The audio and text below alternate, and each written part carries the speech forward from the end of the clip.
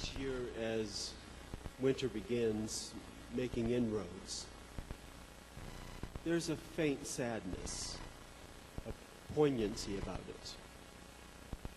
And as the year heads down the stretch and the days grow shorter, we're reminded, as we were last week from Ecclesiastes 3, that there is a time to plant and a time to grow, and a time to lie fallow, and a time for winter's cold blast. There's always that day in late October when we'll comment, it feels like winter's coming, or it'll be winter before you know it. Or we'll say, can't you feel winter in the air? And we know it's just around the corner. And we tend to approach that with a sense of dread. Cold can feel like an absence of heat. But it also feels like a presence, a vigorous, hostily active presence in the air that presses upon your exposed skin, making your fingers and toes and ears ache, even with mittens and boots and hats. Cold is always working.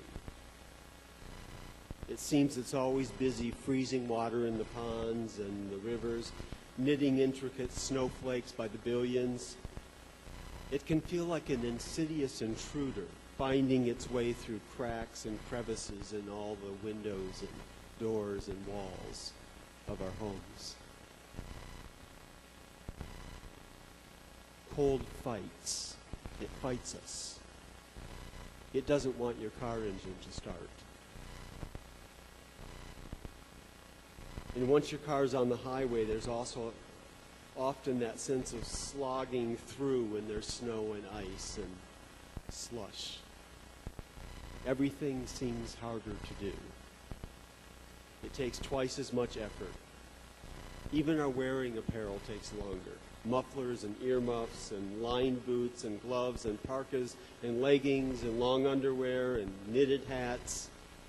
It takes a long time to put it all on. It's very easy to make winter into like it's a terrorist out to bring us harm. And if you have kids, you know that just when you get all of that stuff piled on and they're playing in the snow, what do they have to do? They have to go to the bathroom, and you take it all off again and pile it all back on again because they're not ready to stop playing in the snow.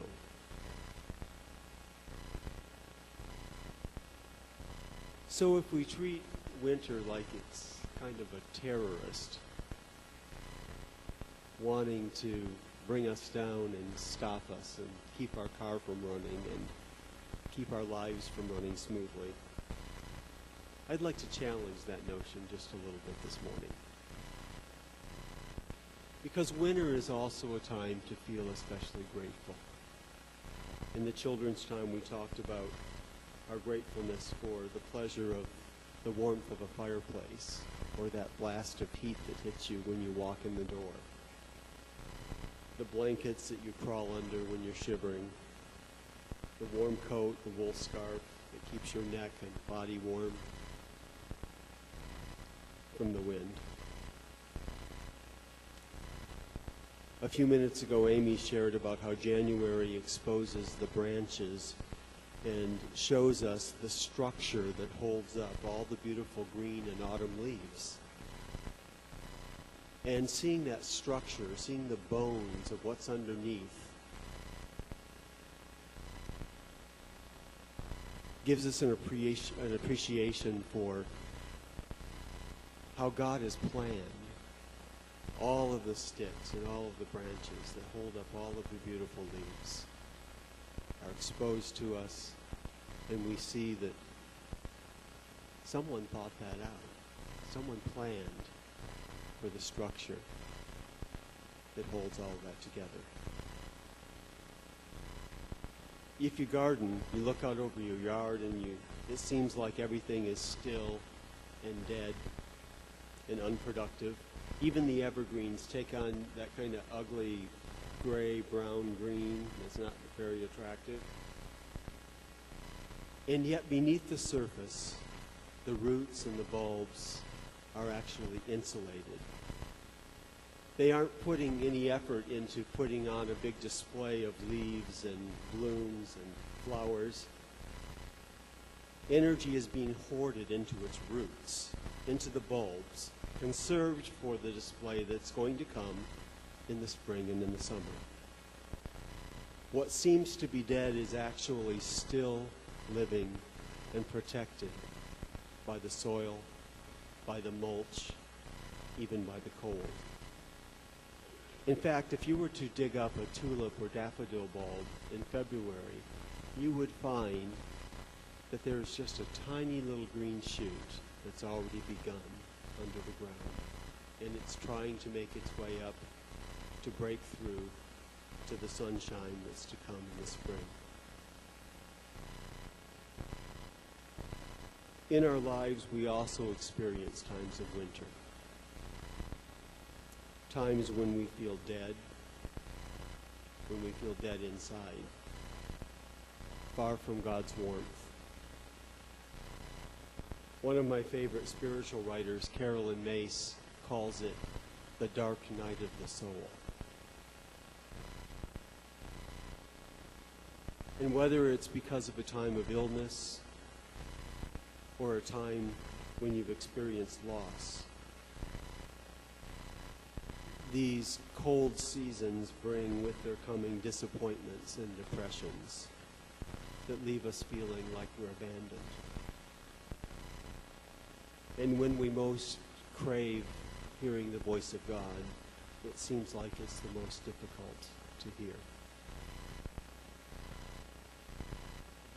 If you're in a time of winter this morning, I encourage you to know that you are insulated by God's warmth, even in the times when it feels cold all around you. I know many of you have experienced this, and a few years ago I had a chance to experience that time of illness when we are kind of knocked down and we don't have a lot of choice about expending energy on other things. And one gray, miserable day just seems to kind of go into the next. And it can be the same if you've experienced a loss or if you've lost a relationship. That just one day seems like the next and you wonder if it's ever going to stop hurting.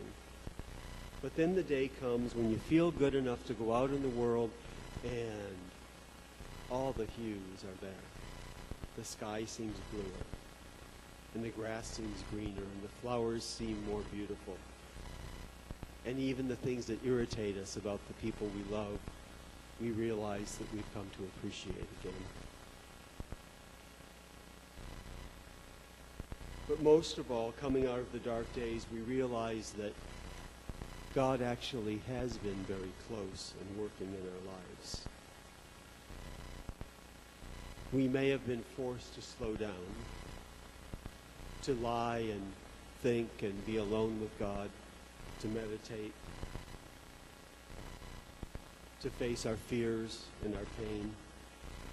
But somehow God, through that, has been giving us energy through the whole experience.